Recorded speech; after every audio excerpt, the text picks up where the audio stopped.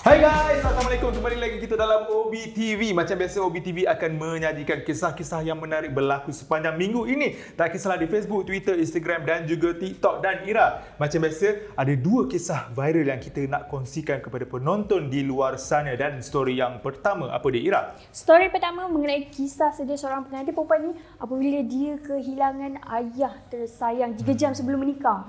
Sedih tau. Sedih betul. Dan story kedua apa tu Ash? Dan story yang kedua, sebab nak buat konten, sesuatu terjadi kepada lelaki ini. Sesuatu apa tu? Memang teruk Ira. Kalau nak tahu, jom kita layan OBTV. Jom.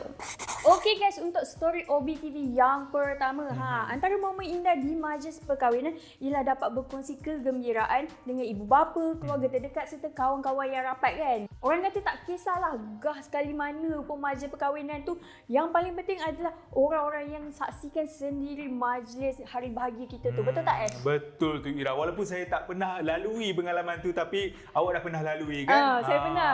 Untunglah. Mungkin awak akan datang, kita tak tahu. InsyaAllah amin. Kita aminkan benda tu. Tapi betul lah apa yang Ira katakan tu. Memori lebih bahagia jika mereka ada bersama seperti keluarga dan sahabat handai. Tapi dalam kisah yang kami nak kongsikan ini, ada satu tragedi yang berlaku Ira. Apabila bapanya dijemput ilahi 3 jam sebelum wanita ini bernikah. Memang sedih, tak dapat bayangkan perasaan tu. Pada awalnya, Intan sudah bersedia untuk menyiapkan bakal pengantin terbabit yang dijadualkan diijab kabulkan dalam satu majlis akad nikah selepas solat Isyak. Dan seterusnya apa terjadi Ira? Walau bagaimanapun, dia terkejut apabila menerima panggilan daripada gadis terbabit yang dikenali sebagai Tiara Rahman yang mengatakan si bapanya baru sahaja meninggal dunia sekitar jam 4.30 petang. Baru je meninggal. Lepas tu lepas Isyak nak nikah pula. Itulah tu. Seperti tidak percaya dengan khabar yang memilukan itu, bakal pengantin berkenaan pada awalnya enggan meneruskan majlis perkahwinannya. Ialah baru kehilangan ayah, takkanlah macam nak teruskan kan. Betul. Macam itulah. Namun pihak keluarga menasihatkan supaya meneruskan sahaja majlis yang telah dirancang tu. Patutnya majlis nikah tu merupakan momen yang bahagia, tapi dah jadi mix kan.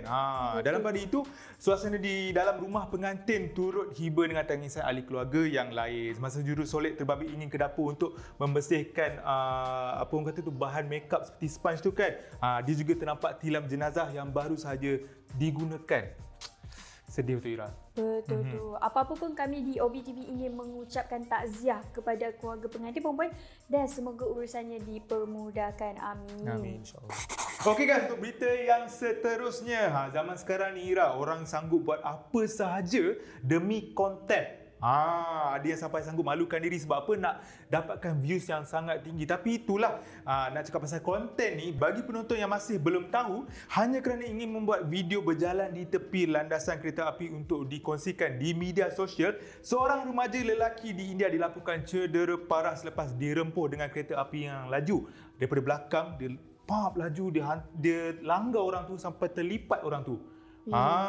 Saya tengok lelaki tu macam agak parah jugalah tengok daripada video tu. Takutnya. Dan bercerita lebih lanjut, menerusi video yang dimuanai oleh seorang pengguna di Twitter memperlihatkan insiden yang mengerikan itu di mana mangsa tercampak sebelum jatuh tersembam ke tanah akibat dirempuh oleh kereta api. Saya nampak berpusing jugalah dia. Itulah. Dalam pada itu, kejadian terbabit turut dilihat oleh salah seorang pengawal kereta api sebelum dia melaporkan perkara berkenaan kepada pihak polis dan seterusnya menghubungi ambulans untuk dibawa ke hospital untuk remaja terbabit dapatkan rawatan yang selanjutnya lah.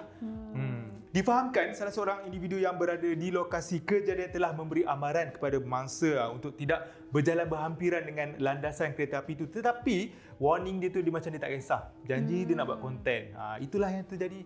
Itulah tu, tak pasal-pasal je kan. Lepas ni kalau ada orang tegur atau beri amaran tu, dengarkanlah. Betul. Sebab benda ni sebenarnya melibatkan nyawa. Kalau kita tak dengar nanti tergadai nyawa pula kan, sangat susah kan. Sebenarnya banyak lagi konten boleh kita buat, betul tak? Mungkin kita boleh masuk dalam trend tu buat konten pun boleh juga. Kan? Why not? Okay guys, so berita OBTV yang pertama kali ni dia agak lain daripada yang lain sikit topik ni. Yes. Sebab ramai yang tahu tattoo ni merupakan salah satu seni jugalah yang dicacah pada badan seseorang dan dia bersifat kekal. Tapi lain pula yang jadi dekat satu individu ni. Apa cerita tu? Seorang wanita di Bangkok, Thailand terpaksa menahan malu dalam hidupnya dengan 2 pasang ekstra kening di muka. Ada 2. Bayangkan kita dah ada 2 kening. Lepas tu ada lagi extra 2 Tambah kening lagi. dekat atas. Selepas mencacah tattoo di keningnya. Ceritanya bermula apabila setahun yang lalu Nipa Prawn Making 32 tahun membayar dalam RM185 Malaysia kan di sebuah klinik kecantikan kecil di Rayong, Thailand dengan harapan bakal memiliki sepasang kening yang cantik dan tajam gitu. Seterusnya, seorang rakannya mencadangkan untuk Nipa Prawn pergi ke sebuah kedai ni. Tapi alangkah terkejutnya apabila dia melihat cermin hasil dari pembuatan tattoo tersebut. Dia memang speechless. Tak boleh padam ni. Siapa yang tak speechless? Tiba-tiba ada 2 pasang kening kan? Itulah dia. Jadi selepas daripada insiden yang mengerikan itu, kaki tangan klinik berkenaan pun dia dah janjilah. Dia kata, okey tak apa. Nanti kita akan repair balik, kita cantikkan balik pada keesokan harinya, dia kata. Ya, betul. Tapi bila esok datang, tahu-tahu kedai tu tutup. Lebih daripada setahun, akhirnya dia berjaya jumpa ada seorang ni yang nak betulkan balik dia punya kening tu, nak padamkan kening itu secara percuma. Ya, betul. Walaupun prosedur tu boleh mencecah agak-agak dalam $400 juga. Dalam 1,700 lebih lah macam tu kan. Lebih kurang macam tu duit kita. Tapi nasib baik dia dapat secara percuma. Tapi kan, macam klinik yang tutup tu memang laju dia buat kerja. Esoknya terus tutup. Notis 24 jam, terus tutup. Lari. Dia takut yelah nanti kena saman lagi mahal daripada klinik yang dia buat tu kan. Okey guys, berita OBTV yang seterusnya. Sebelum kita mulakan topik yang pertama kali ni kan, saya nak tanyalah, awak minat fashion ke tak? Sebab saya tengok gaya awak ni macam minat into fashion orang kata. Mesti pergi KL Fashion Week itu kan. Mesti pergi KL Fashion Week itu kan. Kita tak dapat jemputan tapi setakat nak pilih-pilih catwalk dalam bilik tu boleh je. Faham. Okey. Jadi sebenarnya cakap pasal fashion ni kan. Baru-baru ni kecoh dekat media sosial pasal ada seorang anak usahawan ni yang berpakaian mencecah harga lebih daripada $500,000. Wow. Siapakah orang itu?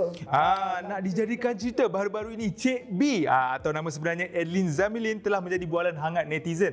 Lagi-lagi di Twitter dan juga Instagram. Selepas dia berkongsi satu foto outfit of the day OOTD di media sosial beserta harga setiap barangan yang digayakannya itu. Berapalah agak-agak tu Nasha? Namun mereka ni tak adalah heran sangat sebab kita tahu siapa mak dia kan. Ya, betul. Seorang usahawan terkenal bertaraf jutawan. Dan sememangnya diorang ni memang mampulah kan. Dalam masa yang sama, mereka menyimpan hajat ingin meminjam aksesori Cik B untuk sehari sahaja. Yelah, diorang pun nak rasa macam mana pengalaman memakai pakaian yang berjenama berbelas ribu, jam tangan beratus ribu. Yelah, tak semua orang dapat merasa kan. Tapi gerun jugalah bila pakai benda-benda mahal ni.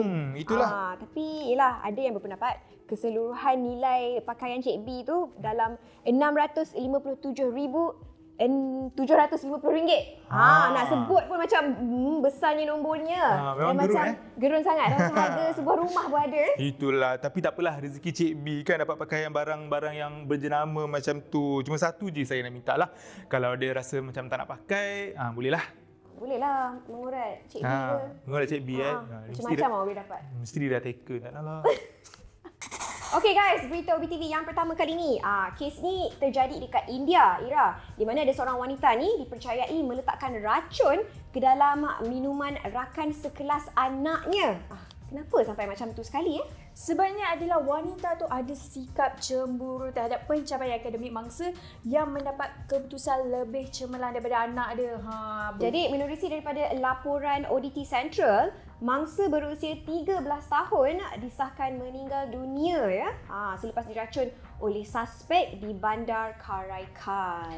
Suspek berusia 42 tahun itu menyerahkan botol minuman ringan kepada seorang pengawal sekolah untuk diserahkan kepada mangsa ketika acara tahunan sekolah. Seterusnya apa yang terjadi Nasha? Jadi lepas je dia pulang ke rumah, mangsa dikatakan mengadu sakit kepada ibunya selepas minum air berkenaan lah. Malah remaja terbabit turut mengalami muntah-muntah sebelum mangsa dibawa ke hospital untuk mendapatkan rawatan lanjut. Mangsa kemudiannya dibenarkan pulang, namun kesihatannya semakin merosot dan dimasukkan semula ke hospital.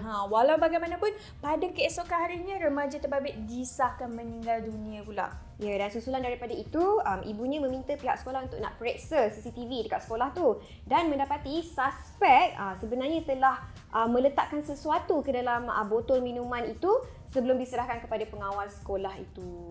Dan akhirnya suspek mengaku bahawa dia telah memasukkan pil julap bagi memastikan mangsa mengalami cirit-birit, namun hasil bedah siasat mendapati kesar racun pada badan mangsa. Dan update terkini, wanita berkenaan dilaporkan sudah ditahan bagi membantu siasatan. Ya, memang sepatutnya ditahan ya. Betul. Okey guys, berita yang seterusnya. Sebelum saya nak memulakannya, saya ada pesanan ringkas untuk penonton di rumah yang sedang tengok OB TV sambil makan, sebab saya nasihatkan untuk korang stop makan dulu sebab berita ni mungkin meloyakan dan menggelikan. Sebab apa? Untuk pengetahuan anda, baru-baru ni ada seorang wanita yang dipercayai daripada negara jiran kita, iaitu daripada Indonesia, telah tular di laman sosial TikTok sebab dia menyimpan kuku yang sangat panjang. Panjang betul bila tengok kuku dia tu. Itulah tu, geli betul.